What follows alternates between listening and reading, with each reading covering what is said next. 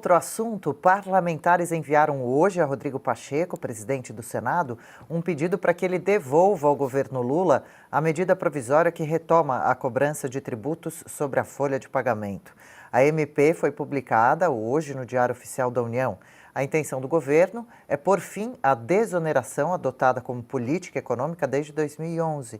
Com a devolução, que é prerrogativa do presidente do Congresso, a medida rejeitada sumariamente nem tramitaria no Congresso. Embora a ação não seja muito comum, o próprio Pacheco foi o último a utilizá-la quando rejeitou a MP 1068/21 de Jair Bolsonaro, que limitava a remoção de conteúdos em redes sociais. Caute, mais tributo para o brasileiro, para o trabalhador? Não, mas além do conteúdo dessa MP, é a forma que é o problema. Porque esta MP, só para o nosso público entender as dinâmicas complexas, o Congresso Federal decidiu manter a desoneração da folha de pagamento, ou seja, pagar menos tributos na folha para alguns setores. O governo, o presidente da República, vetou parte dessa decisão. O Congresso decidiu derrubar o veto, ou seja, uma aprovação, 2/3 do Congresso, ou 3/5 do Congresso, 3/5 do Congresso. E o governo federal, ao invés de eventualmente negociar com o Congresso, propor uma nova lei, articular como é normal numa democracia entre poder executivo e legislativo, soltou uma medida provisória no último dia útil do ano, atropelando o Congresso Federal, dizendo não, 3/5 dos deputados são irrelevantes. Vamos aplicar esta medida provisória que tem validade imediata após a publicação no Diário Oficial da União e não interessa o que 3/5, porque é mais importante para a gente ter dinheiro nos cofres públicos, acabando com esta desoneração, né, das folhas de pagamento. Agora, isso aqui é uma violência contra a Constituição, é uma violência contra a democracia e é um abuso do Executivo em cima do Legislativo. E bem fizeram os deputados a pedir para o presidente Pacheco, olha, manda de volta essa MP, porque o lugar dela é o lixo.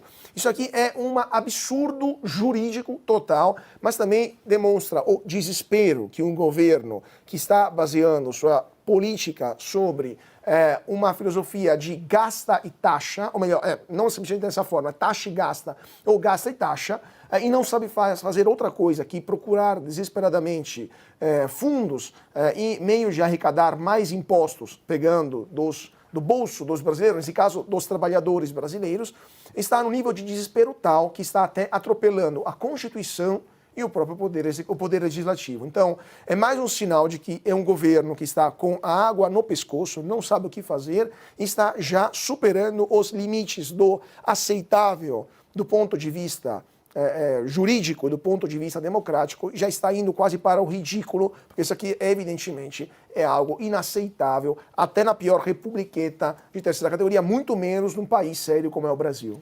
E ainda sobre a reoneração da folha de pagamento, a medida determina que as novas regras entrem em vigor em abril de 2024. Isso representa um recuo do ministro Haddad, que havia sinalizado que a medida valeria já em janeiro. Com o novo prazo, haverá um período de discussão e análise das propostas para a cobrança do INSS de empresas e de prefeituras. Alexandre Garcia, que tal a MP? Acredita que ela possa, sim, voltar às mãos do governo e, quiçá, ser cancelada, descartada? Eu estou em Brasília desde 76, eu tenho dito aqui, nunca vi um horror como esse. Nunca vi uma afronta do Poder Executivo em relação ao mais importante dos três poderes, que é o Congresso Nacional, dos representantes do povo e dos representantes dos estados. Olha aqui os números da votação, né? O veto do presidente a essa prorrogação da desoneração da folha nos 17 setores que mais empregam no país, isso é um estímulo ao emprego, foi de 378 deputados a 78 e de 60 senadores a 13. Total, 438 congressistas contra 91. Foi a consideração ou a desconsideração da vontade de 438 congressistas. Foi isso que motivou o presidente Lula a assinar essa medida provisória. No dia seguinte à promulgação dessa prorrogação, no dia seguinte, uma medida provisória do presidente da República dizendo: não quero nem saber de 438 deputados e senadores. A minha vontade é essa. O que move isso? O Carlos citou muito bem: desespero. Olhem só o recorde histórico de déficit no mês de novembro. Deu quase 40 bilhões. 39 bilhões e uns quebrados. 39 bilhões e 400 milhões. Dá, no mês de novembro, 1 bilhão 315 mil por dia de diferença primária entre a arrecadação e os gastos muito mais altos do governo, que quase duplicou o ministério. O pagador de impostos está sendo chamado a sustentar o governo. Quando o governo existe, é para prestar serviços ao pagador de impostos, que é o senhor. Numa democracia, é o senhor. E tem os seus representantes que o governo não deu bola. E sabe por quê? O governo está confiante, porque ao longo desses últimos tempos, o Congresso se emasculou. Automutilação, nós falamos há pouco aí, falando do problema da Jéssica e outros jovens. O Senado que fica calado, a Câmara que fica calada ante decisões totalmente anticonstitucionais com deputados, que tem a palavra garantida, né, por quaisquer palavras, diz lá a Constituição, tem imunidade e inviolabilidade por quaisquer palavras, mas não deram bola para isso.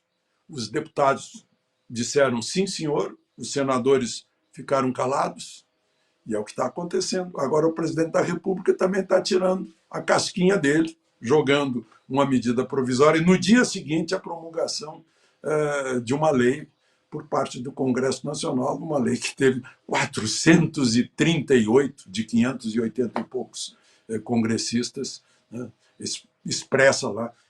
Imaginem o quanto do eleitor brasileiro eles representam. É isso uma democracia? Claro que não.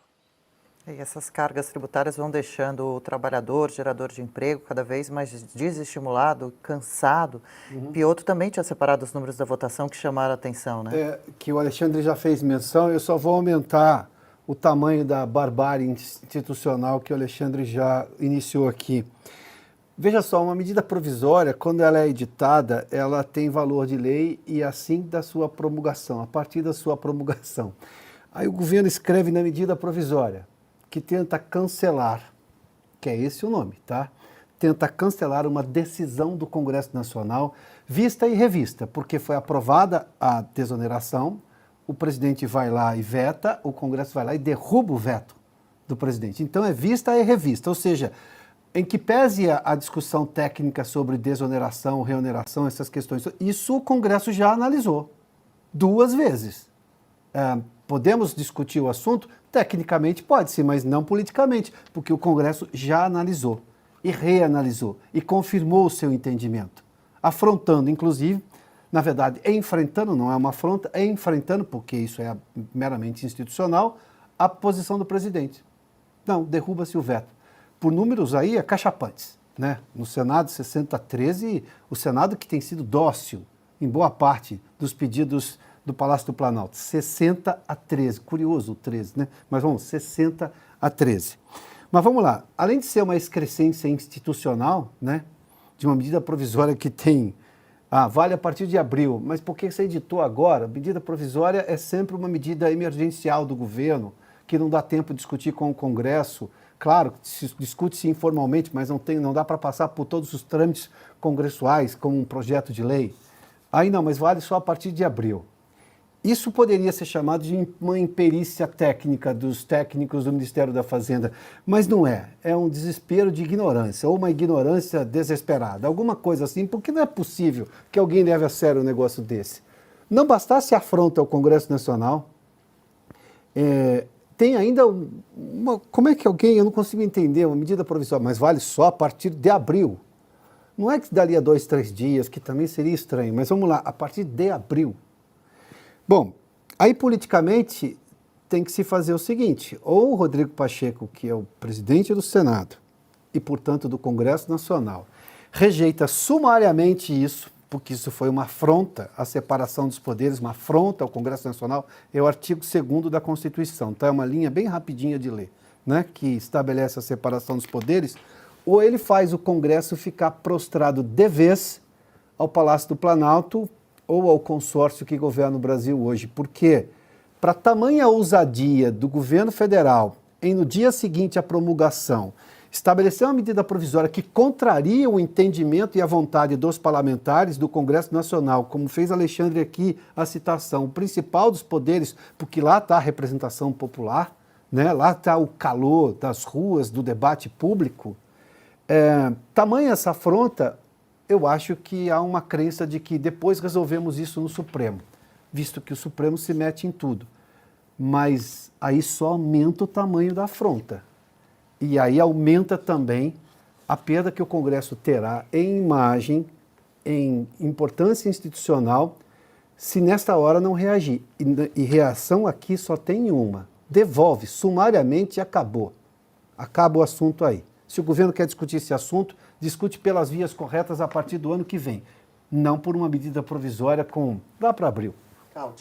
Nossa, o Pio estava falando uma coisa, veio à mente uma frase, né, do Milor, do saudoso Milor, que dizia que a ignorância imensa, a canalice não tem limite, né, e no caso esse governo é inviável, porque é surreal isso. Mas assim, eu pergunto para os 2 mestres aqui, que eu tenho muito menos tempo de vida do que tempo de carreira dos dois, mas em outro momento histórico, assim, se tivesse acontecido algo minimamente parecido no governo anterior, os jornais, a mídia, não estaria gritando ao escândalo, né? Não estaria gritando ao golpe de Estado, não teria manifestações na Paulista pedindo o impeachment imediato, assim, algo... Porque, assim, agora a gente está vendo a parte dos jornais se espelando as mãos, aplaudindo algo que é um absurdo jurídico. Como é possível que ninguém mostre o tamanho teria a gente já, assim, se fosse com o Bolsonaro, a mídia já estaria em hiperventilação, pedindo, pelo amor de Deus, Supremo, feche o Palácio do Planalto, né? E agora o silêncio total,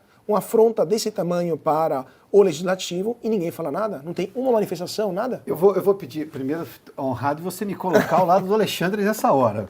Mas com a devida vênia aqui, que eu não posso ficar do lado do Alexandre desse jeito, né? Tamanha gentileza sua. Mas tem uma coisa aí, tem uma má fé. Aí é que a gente começa a ver que as coisas estão bem ruins.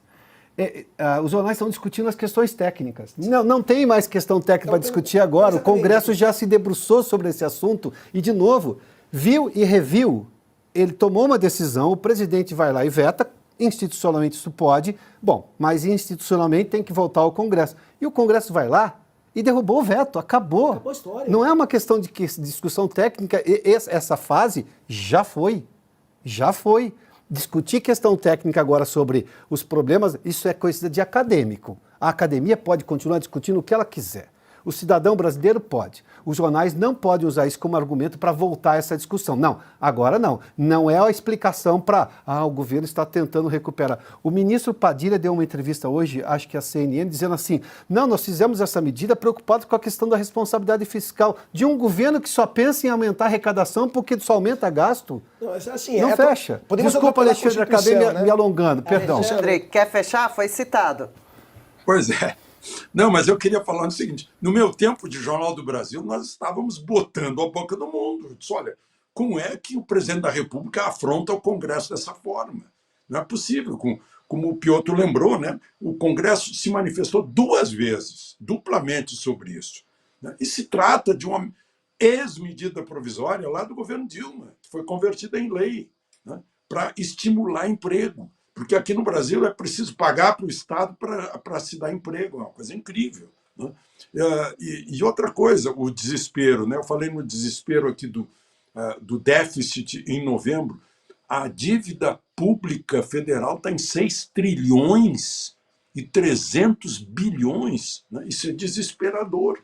Agora, por outro lado, eu acho que presidente Lula, depois de estar na 3ª vez na presidência, ele deve ter aprendido alguma coisa de estratégia.